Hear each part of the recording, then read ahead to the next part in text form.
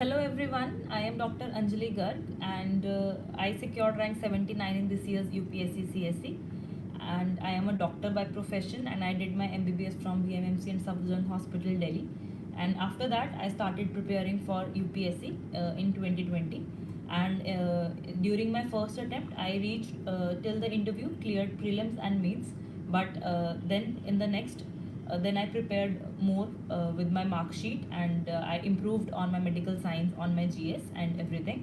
And then in this attempt, I have secured rank 79. So regarding my UPSC journey, मेरी UPSC journey start हुई 2020 में. तो मैंने first attempt बहुत ज़्यादा एनजाइटी भरा रहता है और I deal with your questions. अभी आप क्वेश्चंस लिखते रहिए, मैं अभी क्वेश्चन के साथ डील करूँगी जल्दी. तो यूपीएससी जर्नी मेरी यही रही है. 2020 में मेरा पहला अटेम्प्ट था, तो मैंने प्री की तैयारी की, वो थोड़ी मिसमैनेज तैयारी थी. फिर मेंस की प्रिपरेशन हुई और उसी टाइम मैंने आंसर राइटिंग स्टार्ट की और फुल लेंथ मॉक टेस्ट लिखना शुरू कर दिया था मेंस के टाइम पे. और फिर मेंस क्लियर हुआ तो मैंने इंटरव्यू की प्रिपरेशन की. और अभी सेकंड इस वाले अटेम्प्ट में मैंने मेडिकल साइंस पे बहुत मेहनत की, क्योंकि पिछली बारी मेरे मेडिकल साइंस में 250 नंबर थे और इस बारी मेडिकल साइंस में 287 है. तो वो मैं बताऊंगी मैंने कैसे अपना मेडिकल साइंस इंप्रूव किया और कैसे मैंने जीएस इंप्रूव किया. और अभी मैं करंटली एचसीएस की ट्रेनिंग ले रही हूँ और अभी इसके बाद लवाजना जाऊंगी. सो पहले एक प्रीलिम्स की जर्नी देख लेते हैं. इस बारी प्रीलिम्स में आई स्कोर्ड 132. तो उसका मैंने कैसे स्ट्रैटेजी की. सो मेरा बेसिक एम रहता था, 3 पार्ट्स हैं प्रीलिम्स के. First is your static part, second is the current affairs part और third is mock test. That is very important. तो तुम स्टैटिक पार्ट जैसे अपना पॉलिटी है, history, art and culture, medieval ancient India, geography, इन सब के हमें मैं बता रही हूँ कितने पीवाईक्यूज एनालाइज करने हैं. तो इन सब के हमें पहले तो स्टैटिक सब्जेक्ट्स कंप्लीट करने हैं और अपने आप से थोड़ा सर्च करना है कि कैसे, जैसे लक्ष्मीकांत है हमें अच्छे से याद होनी चाहिए. स्पेक्ट्रम है तो हमें उसमें कोई कमिटीज आ रही है तो थोड़ा खुद से सर्च करो नेट पे कि उसका प्रेसिडेंट कौन है, उसका सेक्रेटरी कौन है, ताकि हमें थोड़ी एडिड इन्फॉर्मेशन हो.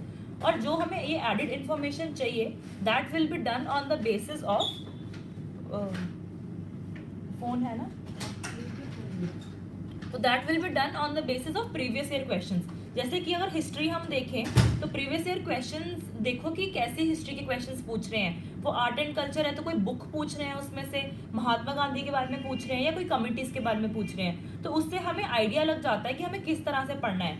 और उसमें एंशिएंट मिडीवल में वो क्या कई बार टर्म्स पूछते हैं बहुत सारी, कि परगानास क्या होते हैं, सभास क्या होते हैं. तो वो हमें प्रीवियस ईयर के बेसिस पे देखना और फिर हमें और सर्च करना है. तमिलनाडु के मैंने एनसीईआरटी की थी और जो भी जैसे विजन के टेस्ट किए तो उसमें जो भी टर्म्स आ रही है मैं उनकी कंपाइलेशन बना लेती थी. तो जो जो हमें लगता है कि हम इकट्ठा मैटर कंपाइल करना है, प्रीवियस ईयर क्वेश्चन के बेसिस पे हमें एनालाइज करना है, तो मैं वो सब करती रहती थी साथ साथ में. तो पहला क्या है, जैसे हम स्टैटिक कर रहे हैं तो स्टैटिक सब्जेक्ट्स किए और साथ साथ हमने उसके सब्जेक्ट वाले मॉक टेस्ट लगा दिए. जैसे कि विजन के है तो मैंने पॉलिटी की सपोज 5 डेज और मैंने उसके साथ साथ सब्जेक्ट वाइज पॉलिटी कर दिया मॉक टेस्ट. उससे क्या होता है कि जो मेरे कंसेप्ट्स हैं मुझे वो समझ आ जाएंगे कि मेरे कंसेप्ट कौन से वीक है, कौन सा पार्ट मेरे को याद नहीं रह रहा है, कौन सा मेरे को बारी बारी रिवाइज करना है. फिर नंबर 2 हमारी आ जाती है करंट अफेयर्स. तो वो मैं क्या करती थी, जैसे न्यूज़पेपर्स हम पढ़ रहे हैं, फिर मंथली मैगजीन्स जो जिसका टाइम मिल रहा है वो पढ़ पा रही हूँ, बट मैं आई मेड श्योर दैट जो PT 365 है वो मैं अच्छे से पढ़ती थी, specially of economy, environment, science and technology, ताकि और उसको मैं और पढ़ती थी और कंसेप्चुअल नॉलेज लेने के लिए मैं नेट पे सर्च करती रहती थी कि भाई और कैसे उसमें मैं ऐड ऑन कर सकूँ. तो वो मेरी करंट की प्रिपरेशन थी और फिर मैं साथ में मॉक टेस्ट उसके भी लगाती थी कि इन्वायरमेंट का मॉक टेस्ट कर दिया, साइंस एंड टेक का मॉक टेस्ट किया और गलतियाँ एक अलग से कॉपी में लिखती थी. फिर नंबर 3 पार्ट आ जाता है अपना फुल मॉक टेस्ट का. जैसे अब जब हमारा स्टैटिक और करंट एक एक बारी रिवाइज हो गया, हमारे एक एक बारी सब्जेक्ट वाले मॉक टेस्ट हो गए, फिर मैं फुल मॉक टेस्ट करती हूँ प्रीलिम्स के. तो उसमें भी मैं नोट्स बनाती हूँ अपनी गलतियों के, ताकि मुझे समझ आ जाए कि मेरे कौन से सब्जेक्ट के क्वेश्चंस लैकिंग है और कौन कंसेप्चुअल नॉलेज मिसिंग हो रही है या मेरे कोई मेथड में प्रॉब्लम आ रही है. तो that was my basic prelims और मैंने उसको अपने स्टैटिक सब्जेक्ट्स को 2 या 3 बार रिवाइज किया हुआ है.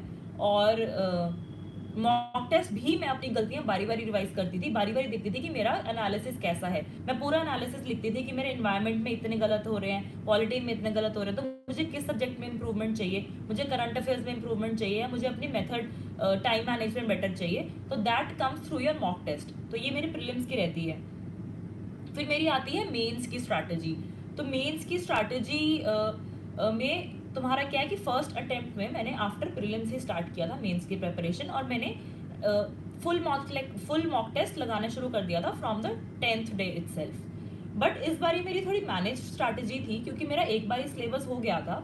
तो मैंने क्या किया कि जैसे 4 दिन अपना 5 दिन मेडिकल साइंस के एक पार्ट को दिया, वो मैंने पढ़ा, उसका मैंने मॉक टेस्ट कर दिया। फिर मैंने 4 दिन GS1 को दिए, उसका मैंने फुल मॉक टेस्ट कर दिया। फिर मैंने मेडिकल साइंस, फिर GS2, ऐसे ऐसे ऑल्टरनेट किए। और मेरा ये एम रहता था कि मैं हर 10 दिन में एक ऐसे का टेस्ट लिख दूं। एथिक्स मेरे टोटल 5 या 6 टेस्ट हो जाने चाहिए एंड तक। GS 1 2 3 3 3 और 4 4 ईच। देन मेडिकल साइंस के एटलीस्ट 5 to 6 टेस्ट अगर तुमने पहले कर लियो, क्योंकि मैंने पहले सब्जेक्ट वाइज कर लिए थे। So this was a basic mains की स्ट्रैटेजी इन दोस 90 डेज। तो पहले 1.5 महीना I used to make the content, I used to practice the full mock test, उसका मटेरियल ऐड करती थी।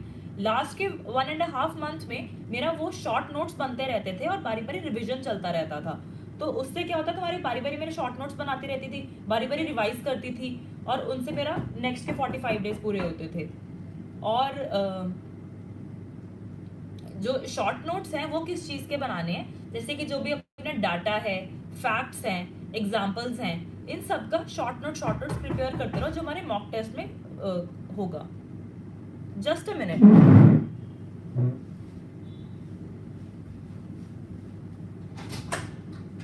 अरे मैंने तो ऊपर चल गई, मेरा सेशन चल रहा है लाइव। अच्छा, वरना तेरे पास ही ऊपर ऊपर ही गई है लोकेशन में।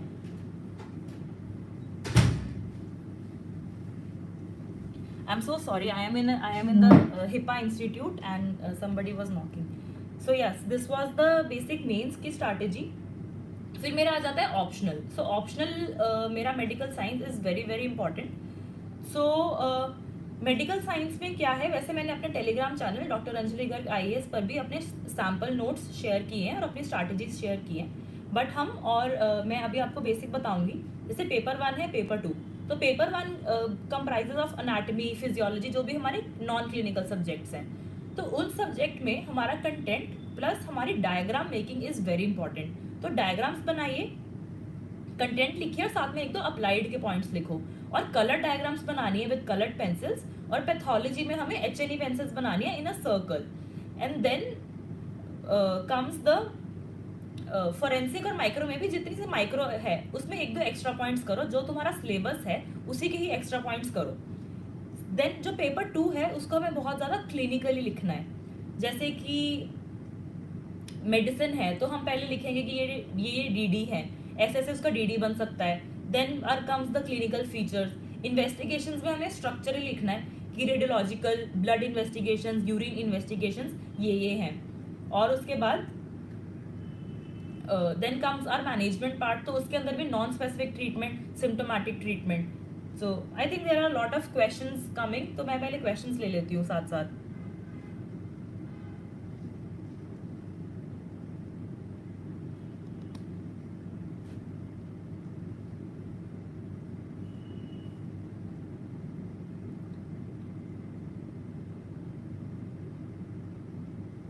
या सो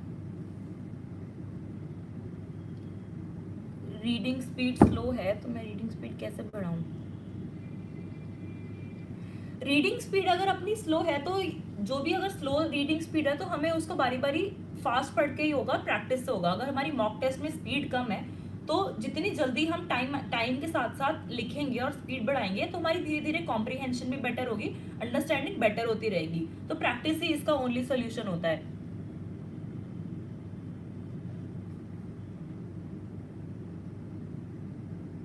हाँ, जैसे कि PSM के सिलेबस है न्यूट्रिशन एपिडेमियोलॉजी, ये काफी वास्ट है। तो मैंने PSM के लिए ऐसे बहुत ज्यादा नहीं पढ़ा था, जो जो उनके टॉपिक्स है सिलेबस वाइज वो थोड़ा थोड़ा पार्क से रेफर कर ली थी और यूपीएससी मेडिकोज के नोट्स थोड़े से रेफर किए थे मैंने रिगार्डिंग द न्यूट्रिशन या आयोडीन डेफिशिएंसी, और एपिडेमियोलॉजी में प्रीवियस ईयर देख लो, प्रीवियस ईयर में क्या पूछते हैं, cohort study, case control study, तो उसके बेसिस पे मैंने उसको प्रिपेयर किया था, बहुत ज्यादा डिटेल नहीं किया था।